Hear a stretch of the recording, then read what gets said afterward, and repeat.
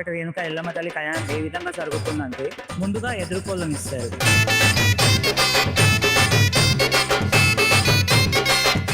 మరుసటి రోజు అంటే మంగళవారం రోజు అయ్యవారికి అమ్మవారికి మంగళ స్నానాలు చేపించి ఎదురు కోలు గాటాలు జమదగ్ని మురరాజు సమేత శ్రీ రేణుకా ఎల్లమ్మ తల్లి కళ్యాణం లక్షలాది భక్తుల నడుమ అంగరంగ వైభవంగా వేద మంత్రాల సాక్షిగా జరుగుతుంది.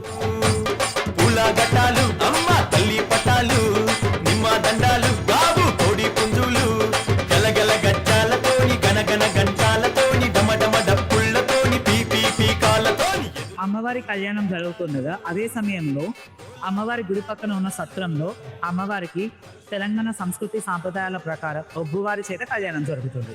ఈ కళ్యాణం ఎలా జరుగుతుందంటే అమ్మవారికి అయ్యవారికి ముందుగా మైలలు తీస్తారు. మైలలు తీసిన తర్వాత అమ్మవారిని అయ్యవారిని పెళ్లి కూతురు పెళ్లి కొడుకుని చేసి పచ్చని పందిరి కింద పంచరంగుల పటం వేసి అమ్మవారికి లగ్గం పూలు మీద ఉన్న అమ్మవారిని అయ్యవారిని పంచరంగుల పటం మీదకి తీసుకొచ్చి అమ్మవారికి నాగవల్లి జరుపుతారు. చూడు మండుతున్న అగ్ని చూడు మహాశక్తి రూపము చూడు ఒక శూలము చూడు గిరగిర గిర చక్రము చూడు. ఒగ్గోల డోలు మూతలో శిగాలు ఎత్తుకొని శివశక్తులు జోబినీలు అమ్మవారికి ఎంతో భక్తి శ్రద్ధలతోని ఈ ఆషాఢ మాసంలో బోనాలు సమర్పిస్తారు.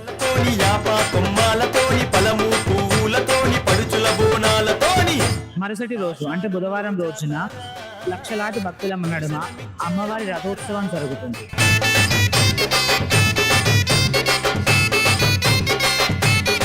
అందరికీ ఆ బలకంపేట శ్రీ రేణుకా ఎల్లమ్మ తల్లి ఆశీర్వాదాలు ఉండాలని మనస్ఫూర్తిగా కోరుకుంటూ బండారి బలగానికి పెద్దలకి చిన్నలకి అందరికీ శరణార్థి చెప్తూ మీ జోగిని ప్రతిక.